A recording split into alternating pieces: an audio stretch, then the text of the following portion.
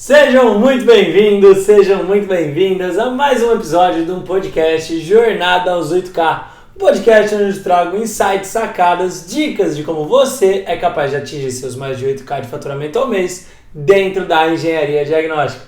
Meu nome é Henrique Bosco, sou engenheiro civil, especialista em engenharia diagnóstica. E meu nome é Thaís. Quem já assistiu aqui o podcast sabe que eu sou o host aqui do podcast. Eu sou quem faz as perguntas para Henrique, trago as dúvidas que ele não geralmente responderia se eu não estivesse aqui. Sensacional, Thaís. E conta pra mim o que a gente vai falar hoje, qual é o tema do nosso 30º episódio do podcast, cara. Muito legal, hein? 30 episódios já, muito bom mesmo. O podcast trintou. Trintou. Tá ficando velhinho o nosso podcast. Hoje o nosso tema vai ser a cultura que mais faz as empresas crescerem, né? A gente sabe que tem bastante gente que é o eu presa aqui da engenharia diagnóstica, né? Que você começa a empreender e é só você, e às vezes você e mais um estagiário. Então, a gente quer trazer um pouquinho dessa visão, né? De cultura de empresas e hoje a gente vai trazer a visão que mais faz as empresas crescerem. Então, me conta, Henrique, conta aqui pro pessoal também. Que cultura que é essa? Sensacional. Bom, Thaís, o negócio é, né, a gente lida muito com pessoas aqui que já tem uma empresa, né, eu vejo muitas pessoas que entram no Decole, já tem uma empresa mais estruturada e querem aumentar seus rendimentos, aumentar seus resultados, atingir de fato mais clientes, aumentar as margens, enfim. E também entram pessoas dentro do nosso curso, da mentoria, que são pessoas que ainda estão iniciando na carreira ou querem iniciar nessa jornada que é a engenharia diagnóstica. Então, o que eu percebo? Que é muito importante essas pessoas terem uma cultura de fato, tá? O que falta para muitas dessas pessoas é uma cultura empresarial, uma cultura dentro daquele CNPJ, seja ele um CNPJ com múltiplos CPFs dentro dele ou um CNPJ que de fato é um único CPF, né? E aí a gente vê, né, a maior parte das empresas, elas têm ali, né, visão, missão, valores, mas a grande maioria é só uma sopinha de letras que fica lá no site pra galera colocar, preencher, porque é feio ter um site sem essas coisas, mas são fatores que não se aplicam de fato no dia a dia dessas empresas, são fatores que a gente não vê as pessoas colocando na prática, né? E lembrando, né, porque de nada adianta você colocar uma visão, uma missão no seu CNPJ e os CPFs que o representam, provavelmente você, né, na linha de campo ali, não implementar essa cultura, tá? Não implementar essa cultura. Isso é essencial, muito, muito importante mesmo, tá? Então, várias pessoas colocam ali diversos tipos de cultura dentro da empresa delas. Algumas pessoas falam que a cultura da empresa é um produto de alta qualidade, outras é o cliente em primeiro lugar, o outro é prestação de serviços diferenciada, personalizada.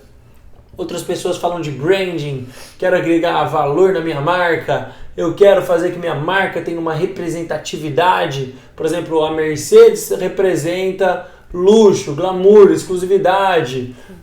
Um iPhone representa design, inovação. Não sei, por exemplo, um Outback representa experiência com as pessoas ao se alimentarem, né? Então tudo isso são, na verdade, coisas que as marcas representam. A Coca representa momentos felizes, né? A pessoa feliz, sorrindo com os amigos, com a família, refeições.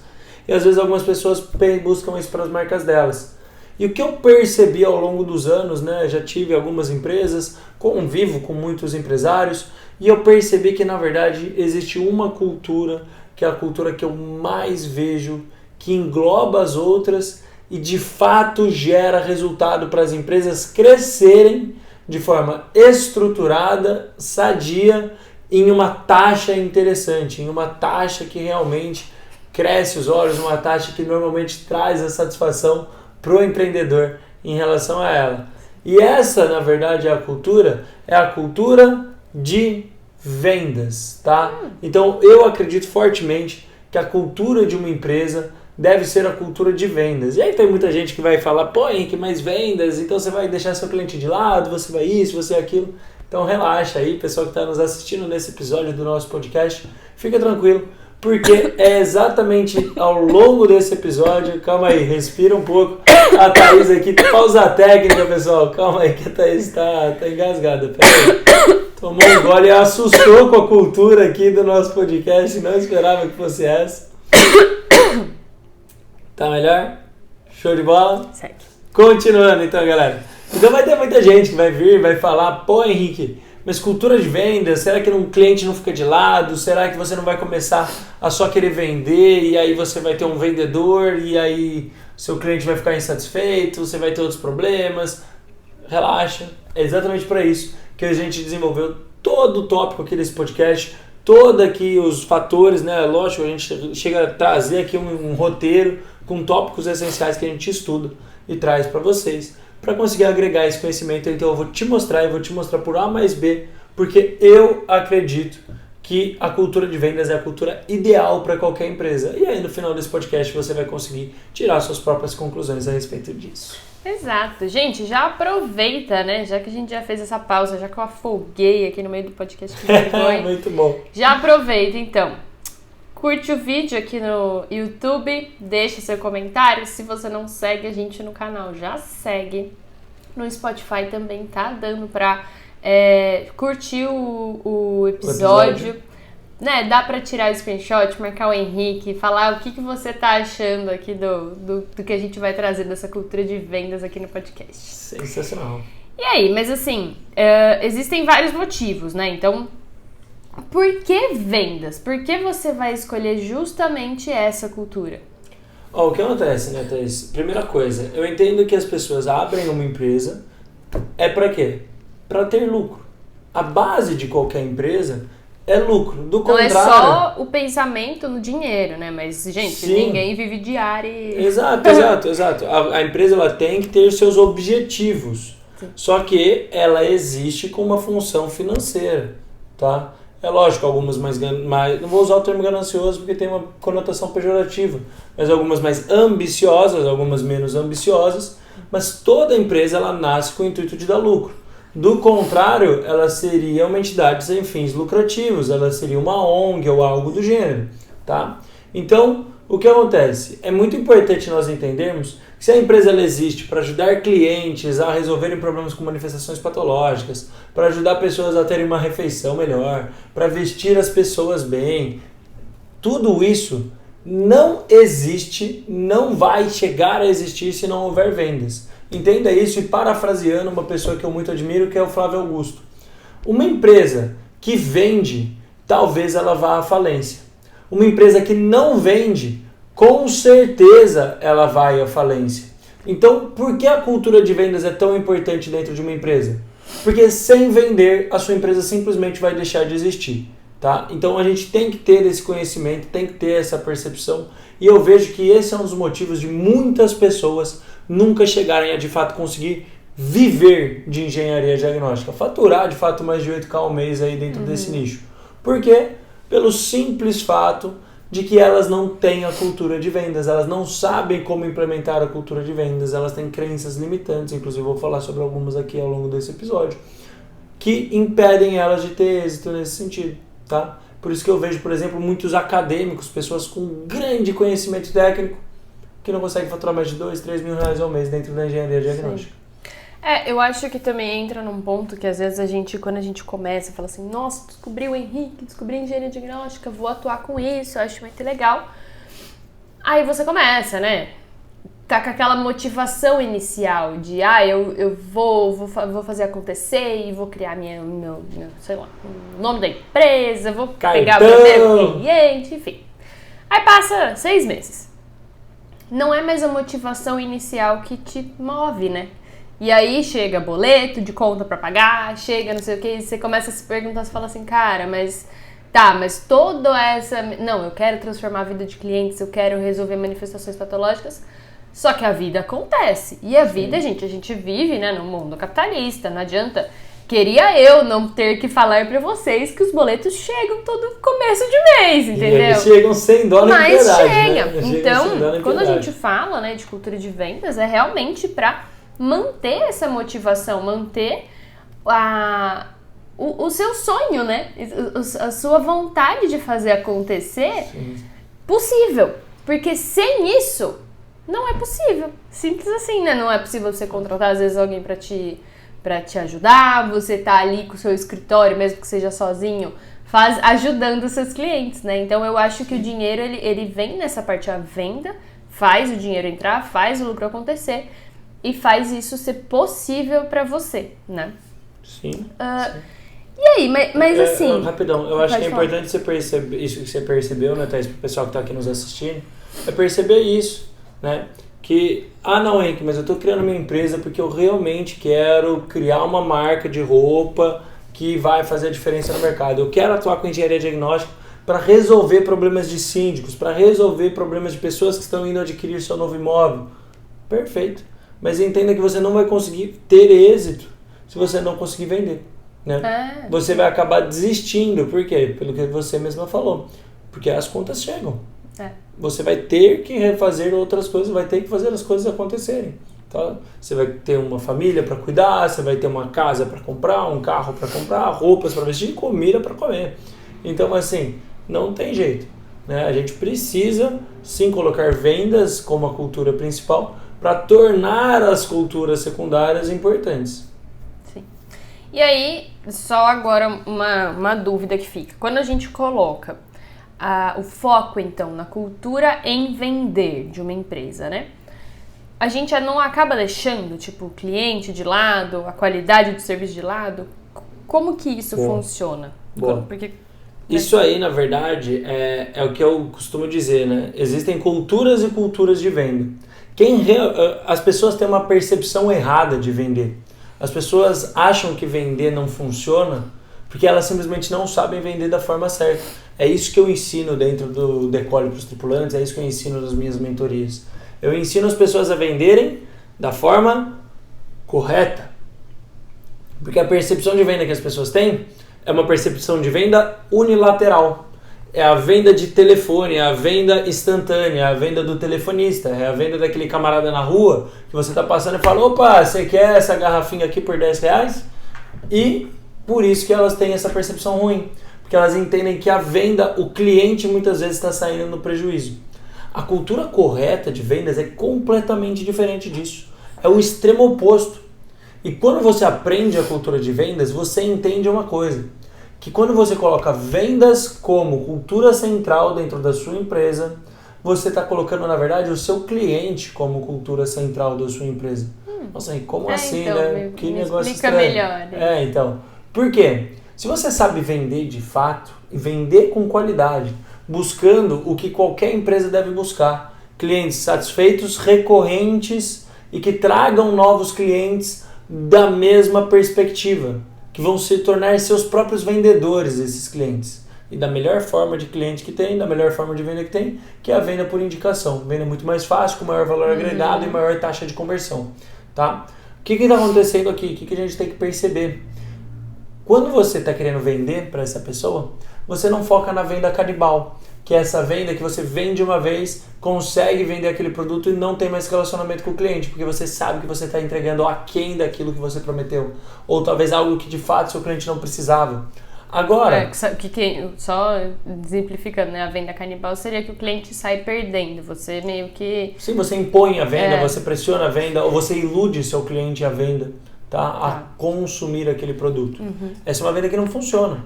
Hoje, né, nós temos alguns números, dentro da própria mentoria, a gente tem mais de 30% das pessoas que fazem a mentoria do Decolle vindo de recorrência, de indicação de outros alunos. Tá? Então, assim, é muito intenso. Nossa página cresce milhares de seguidores todos os meses, mas a maior parte dos nossos consumidores, de fato, são pessoas que já consumiram o nosso produto direta ou indiretamente, por meio de uma indicação. Então, uma empresa que tem cultura de vendas, entenda. É uma pessoa que vai focar no pré-venda, para quê? Para entender o que esse cliente realmente quer, para poder oferecer a coisa certa para ele. Não é uma tabela, não é uma receita pronta. É você realmente compreender o seu cliente, fazer um pré-venda, executar a venda de uma forma que seja uma venda equilibrada para as duas partes, vendedor e comprador, para que ambos saiam ganhando, Porque se o vendedor vender algo e ele sair no prejuízo, ele não vai vender de novo, porque ele também está com um objetivo financeiro ali. E se o comprador comprar algo e não ficar satisfeito, ele não vai nem te indicar e nem consumir novamente, não vai ser um comprador recorrente. Também não funciona. Então, equilíbrio no pré-venda, equilíbrio na venda, e esse aqui a galera esquece, eu acho que aqui que está um dos grandes segredos do Decole funcionar. Controle no pós-venda, tá?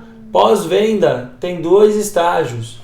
Venda é o momento de assinatura do contrato, tá? Pós-venda, primeiro momento de pós-venda é o quê? A pessoa consumindo o seu serviço, o seu produto. Você entregar, tá? né? Você está entregando, por exemplo, você vendeu um laudo de consultoria técnica, vai fazer um reforço de um prédio. Então, como é que funciona seu relacionamento com o cliente durante a execução desse laudo? Qual a previsibilidade? Se você não está deixando o seu cliente com um gap de informação muito longo, que deixa uma ansiedade muito grande. Eu vejo engenheiros diagnósticos cometendo esse erro todo o tempo. Sim. Vejo mentorados cometendo esse erro a todo o tempo. Deles o quê? Ah, não, eu sei o que eu estou fazendo, daqui 30 dias eu vou entregar para esse camarada. Sim. E ele deixa 30 dias a pessoa sem escutar uma palavra. Gera uma ansiedade tremenda no cliente, ele está com uma rachadura no prédio dele. Você, engenheiro diagnóstico, está tranquilo, você sabe que aquela rachadura não vai gerar o colapso, mas seu cliente leigo não. Então, isso é tratamento no primeiro estágio do pós-venda. Tá? E é engraçado porque geralmente a gente fala, nossa, antes da pessoa assinar o contrato, você fala com ela 2, 3 vezes ao dia, 4 vezes ao dia, responde mensagem, responde dúvida, marca reunião, não sei o quê. A pessoa fechou com você, você fala, ok. Daqui 30 dias a gente se fala, gente, mas ela fechou, ela se tornou um cliente, agora que você deveria manter o contato, né? Falar Exato. Com ela, dar atenção, né? Exato, não pode esquecer o cliente simplesmente, tipo, agora é só daqui 30 dias que a gente se fala, tchau. Total, não, perfeito, e é isso mesmo, perceba. Então, existe esse erro até cultural, e aí você talvez caia naquele paradigma que a pessoa vai te etiquetar, né, te taguear da pior forma possível, que é, na hora de vender você era bom, agora tá difícil de conversar com vocês. Eu tava até conversando com você agora hoje, mas você... não responde mensagem, não me atende, enfim. Tava conversando com você, né, troquei de banco recentemente. Cheguei na agência e falei, eu tenho tanto, queria investir no banco de vocês, tal. Nossa, gerente super solícita, sensacional, vou te dar um cartão não sei quanto, plano não sei qual, blá, blá. Agora que eu tô precisando de fato dela no dia a dia para resolver os meus problemas e tal, pediu para eu ligar no suporte do telefone do banco. Eu falei, pelo amor de Deus, mas eu mudei porque eu achei que eu ia ter esse atendimento. Sim. Então, assim, perceba que esse é o primeiro estágio do pós-venda. E minha relação já está desgastada com esse banco por conta de pós-venda. Malemar começou. Exato, por conta do pós-venda. E ainda existe um segundo estágio do pós-venda, que na verdade é o pós-entrega. Né? O pós-entrega. Qual é o seu relacionamento com o cliente depois da entrega dos seus serviços? Você se preocupa com o êxito dele de fato? E esse é um dos fatores importantes, principalmente para quem atua com engenharia diagnóstica. Tá? Tem que saber fazer pós-entrega. Por quê? Nosso laudo normalmente não é o resultado final do serviço que o cliente busca. Muitas vezes o nosso laudo ele é só o transporte, ele é uma ferramenta para possibilitar ele chegar ao resultado que ele está buscando. Então nós temos que nos preocupar, mandar mensagem, ligar, gerar um relacionamento, né? Eu sempre ensino, o tripulantes tem técnicas específicas para isso se tornar realidade. Para quê? Para aumentar o relacionamento com o seu cliente, expor que você se preocupa com ele, com o resultado dele. Aí sim você vai saber se o seu produto funcionou. Aí sim você vai colher depoimentos verdadeiros de pessoas que entendem se seu serviço é bom ou não. Então é essencial a gente ter essa percepção, tá? Muito, muito importante mesmo. Então, percebeu como uma pessoa que tem cultura de vendas dentro da empresa dela, ela tem o cliente como centro. Foco. O cliente é o foco total. O cliente, a qualidade de serviço, porque tudo engloba tudo isso, envolve, né? Tudo porque envolve. se você só tá pensando no momento da venda, assinei o documento e paguei, é uma coisa, mas a venda é muito mais que isso, né? Tem o pré, o momento e o pós. Então, e o pós também, ele pode se tornar de novo o seu cliente. Então, cultive esse terreno fértil aí, né? Não seja um vendedor de praia, né? É isso que eu gosto de falar. Não seja um vendedor de praia que muitas vezes vai ser interpretado como inconveniente, como extremamente incisivo, ou enfim. Não, você pode se tornar o vendedor que é percebido pelo seu cliente como parceiro, como um braço da empresa dele, como um amigo até, muitas vezes. Eu tenho relacionamento com vários dos meus clientes. Por quê? Porque eu consegui gerar esse relacionamento. E dessa forma eu consigo atingir mais vendas, mais recorrência, clientes mais satisfeitos, mais indicações. Então, cara, vender não é oferecer um serviço ou um produto. Sim. Tá? Vender é se preocupar com o seu cliente. Sim, com certeza. E aí, mas tá bom. Então a gente tá falando de venda e tem muita gente que fala, tá bom, Henrique, já entendi, concordo. E eu também concordo, tá? Que é interessante você, como empresário, como... Vamos falar que assim, né, gente? A gente tem que parar de pensar que a gente é uma pessoa física sozinho e se enxergar como empresa. Mesmo que você seja todos os departamentos, todos do estagiário ao diretor, tudo. Você tem que se enxergar como empresa. Então, dentro de uma empresa, cultura de vendas. Só que nem todo mundo é um vendedor nato, nem todo mundo sabe vender. Eu, por exemplo, né, não tinha isso na minha família, conheci, né, muito disso com você. Então, eu queria que você me falasse. Todo mundo é capaz de vender, de se tornar um bom vendedor, de ter essa percepção de todo esse ciclo, de fazer isso muito bem? Ah, legal. Eu acho que tem muita crença limitante, né, Thaís, em relação a vendas. Primeiro, será que venda é ruim? Tem muita gente que tem crença limitante de que venda é coisa ruim. Que vendedor é uma pessoa que está enganando os outros, é uma pessoa de má fé. Então existe essa crença. Tem gente que acha que venda é um dom, né? Pô, a pessoa nasce com a capacidade de vender, a pessoa é um vendedor nato. Ah não, tem gente que acha que vender é só para quem é falante, pessoas introvertidas não conseguem vender. Tem outras pessoas que acham que vender é ser inconveniente, atrapalhar as outras pessoas, né? E a verdade é que existem outras dezenas de crenças limitantes, enfim, né? Eu estudo todas para ensinar e o que eu percebo, Thaís, 100% delas estão erradas, tá? Boa parte por experiência própria da minha vida e boa parte por mentorados que eu verifiquei e a gente conseguiu converter isso e tornar essas pessoas vendedoras incríveis. Até por isso que elas se chamam crenças limitantes, mas elas te limitam. É uma crença errada que você tem, né? Que te limita ali. Te impede de ter mais êxito, te impede de evoluir. Então, assim... Mas então você acha que qualquer um consegue? Com certeza qualquer um consegue. Com certeza qualquer um consegue vender. Primeiro, né? A maior parte dessas crenças eu consigo quebrar com isso que eu vou te explicar agora, tá? Crenças limitantes relacionadas à venda, de um modo geral eu consigo resolver explicando isso aqui que eu vou te explicar. E é lógico, é muito mais profundo que isso, mas dá para o pessoal que está nos assistindo entender essa lógica e começar a raciocinar lá em casa, né? O objetivo é esse.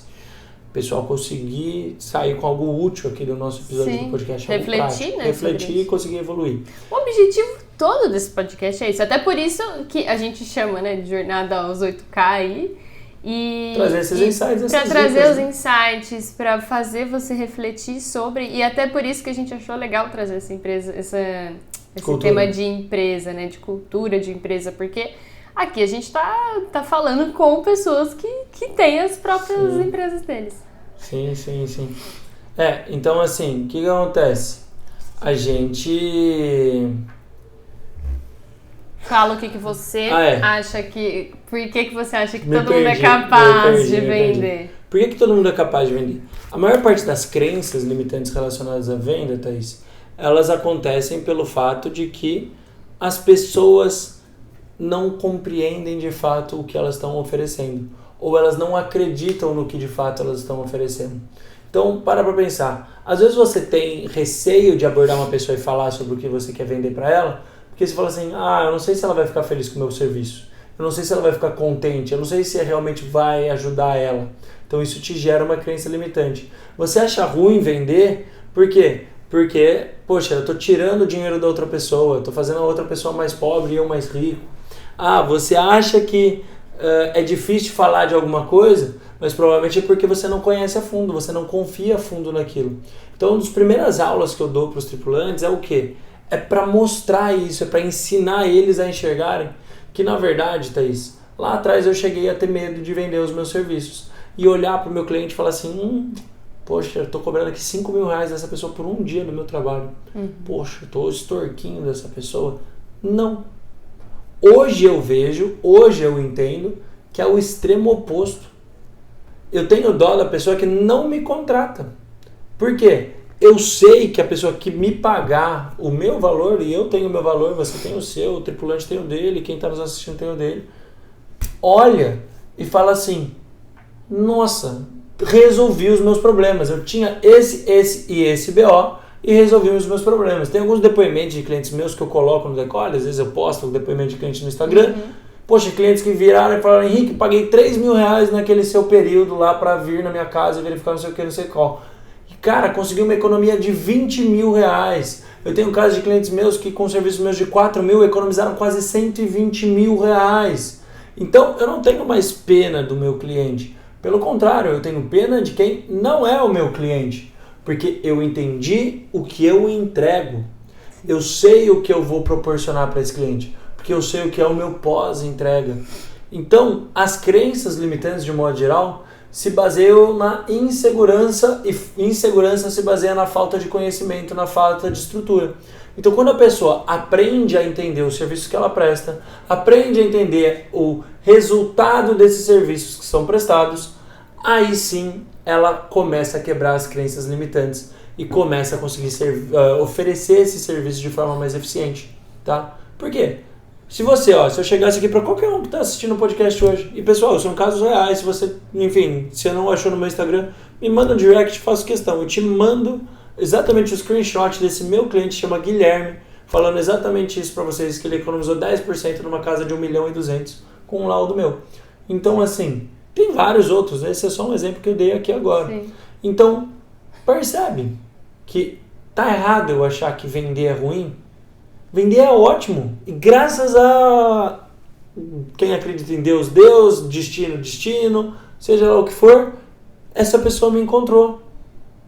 Então, na verdade, eu tenho que ser grato a ter a oportunidade de apresentar a solução para ela e ela tem que ser grata à oportunidade de me encontrar. Sim. Se você tem um câncer, você não ficaria grato em encontrar um médico que de fato vai salvar a sua vida? Ele tem o preço dele, porque ele teve anos de estudo, ele teve anos de aprofundamento, ele teve que se aperfeiçoar, ele vai ter o preço dele. Mas você vai ser grato porque essa pessoa vai te dar o direito à vida novamente. Então, assim, pare de achar, né, que vender é ruim. Isso é uma crença social que foi imposta para muitas pessoas de forma equivocada. Porque você mesmo fica grato quando você encontra uma solução eficiente e tem prazer em remunerar essa pessoa. Muitas vezes você chega a dar gorjeta. No Brasil, gorjeta não é tão comum. Mas eu morei nos Estados Unidos, né? Muita gente sabe. Cara, nos Estados Unidos, gorjeta é algo altamente comum socialmente. O mínimo de gorjeta lá é 15%, enfim, 15% a 20%, isso é tradicional, tipo, tranquilo, mas não difícil você ver americanos dando tips, né, gorjetas, de 40%, 50% do valor do serviço contratado. Por quê? Porque eles ficaram extremamente satisfeitos com aquele serviço. Percebe? Ele não é obrigado a dar essa gorjeta. Não é obrigado. Mas ele te dar esse plus é uma representação da satisfação dele. Olha como isso é importante, olha como isso é legal. Sim. O que eu vejo, assim, né? A gente não tem essa cultura. E eu sou uma pessoa que acredita mais em Deus, viu, gente? Então, eu sempre acho que a gente atrai o que a gente pensa. Sim. Então, se eu penso que vender é errado, porque, nossa, eu vou estar... Eu tô... Como é que fala? Não extorquindo. Eu tava pensando na palavra usufruindo. Extorquindo meu cliente. Não, que absurdo. Eu tenho que fazer de graça e viver de plantas e sol. Cara, é isso que vai ser minha vida.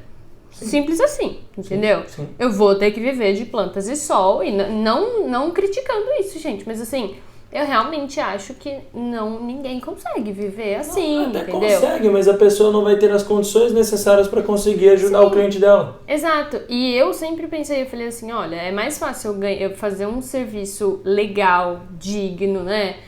Bacana, que vai ajudar outras pessoas. Eu vou ganhar dinheiro e aí desse dinheiro eu pego e dou para quem eu quiser doar. Então eu faço uma doação, ajudo a igreja, ajudo crianças com fome no Natal. Então você, com essa possibilidade, você cria essa possibilidade de ajudar muito mais gente.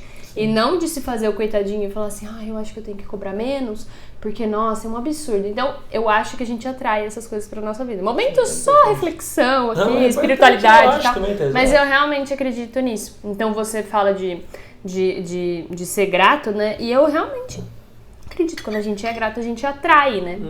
Então, a gente saiu um pouco do assunto aqui, gente, mas é bom trazer esse plano espiritual aqui. É uma dica de livro, né? Eu não lembro se eu já vi você lendo esse livro, tô até olhando nos seus livros. Qual? Ali, ó, O Poder do Subconsciente, pega ele ali pra gente.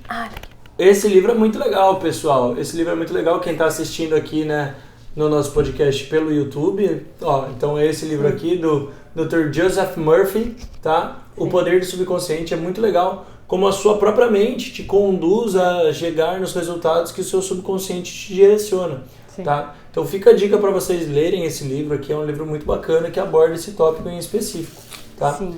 Então, é uma das bases do que eu falei aqui. Sim. Muito bom. Tem O Segredo da Mente também, acho que é um outro livro também, O Segredo... Tem Segredos da Mente, mas não vou saber o título. Não me lembro o título exato agora. Também, mas é nessa mesma linha, Quem quiser, quem tiver curiosidade, é um campo legal, assim. Sim, com certeza. Mas só fechando aqui o pensamento, né? Nossa, eles começaram o podcast falando uma coisa e terminaram outra. Mas é mais pra gente reforçar dessa coisa de a cultura de vendas da empresa. Se você acreditar que é ruim, vai ser ruim. Sim. E não vai dar certo. Perfeito. Se você acreditar que, cara, vendas é bom por causa de todas essas características que a gente colocou hoje aqui no podcast... Cara, vai dar certo. Lógico que demanda esforço, mas dá certo. Porque o cliente vai ver na sua cara que você acredita nisso. É real. Você consegue trazer isso. Então, realmente, isso tem um poder muito grande, né? E, de novo, tudo isso sai de você se preocupar em ajudar o seu cliente, né? Sim. Por exemplo, o que eu estava falando de ficar triste com um cliente que não consome. Eu fico louco em ver pessoas que não consomem, por exemplo, a mentoria do Decole. Por quê? Porque tá pronto. Tá ali o passo a passo. Sim. A pessoa não vai levar 5, 6 anos para começar a ter um faturamento realmente recorrente de mais de R$8.000 ao mês. Vai demorar 2, 3 meses. E não, a pessoa não consome. Então ali a pessoa paga alguns milhares de reais no mapa, economiza para ela dezenas, quiçá centenas de milhares, porque a gente tem comandantes, né? Hoje a gente tem dezenas de copilotos e algumas bons números de comandantes, pessoas que faturam mais de 100k. Então assim, o que acontece? Qual é o ponto? Cara, a gente tem que começar a perceber que o que a gente tem de crença limitante, muitas vezes, chega a ser egoísmo com o nosso cliente. Porque eu poderia não partilhar o meu método de ter resultado na engenharia diagnóstica. Teriam centenas de pessoas tendo menos resultado. Centenas de pessoas a menos concorrendo comigo mesmo, diga-se de passagem. Sim. Só que eu tenho um pensamento de prosperidade. Eu sei que não faltam clientes. Eu sei que faltam profissionais. E eu quero, na verdade, esses profissionais ao meu lado, no meu nível. Para quê? Para o meu cliente ter mais resultado. Sim. Se o meu cliente tiver mais resultado, ele vai ter uma percepção ainda mais positiva da engenharia diagnóstica. Vai ficar mais satisfeito com o serviço de engenharia diagnóstica. E aí o que vai acontecer? Ele vai aceitar pagar um bom ticket nesse serviço. Se ao invés de eu ajudar essas pessoas a terem resultado, eu não ensiná-las, não compartilhar minha metodologia, tiverem mais profissionais de baixa qualidade no mercado, prestando serviços ruins, o que vai acontecer? Quem consumir o serviço dele, não vai só muitas vezes deixar de consumir o serviço dele, vai deixar de consumir o meu serviço, que em teoria é para ser semelhante. Por quê? Ele vai achar que laudo não funciona, ele vai achar que engenheiro diagnóstico não funciona. O que vai acontecer? No ciclo, eu saio prejudicado. Sim. Eu vou ter também danos com isso. Então percebe que uma pessoa que tem aquela ideologia de escassez, de quero tudo para mim, quero conhecimento fechado aqui comigo, ela na verdade está cavando a própria cova. Tá? Enquanto uma pessoa que é a ideologia que eu prego dentro do Decolle é a cultura dentro do Decolle, dentro da minha mentoria, que é a ideologia de prosperidade, de fartura, ela acaba subindo a maré para todos. Melhora o mercado para todo mundo.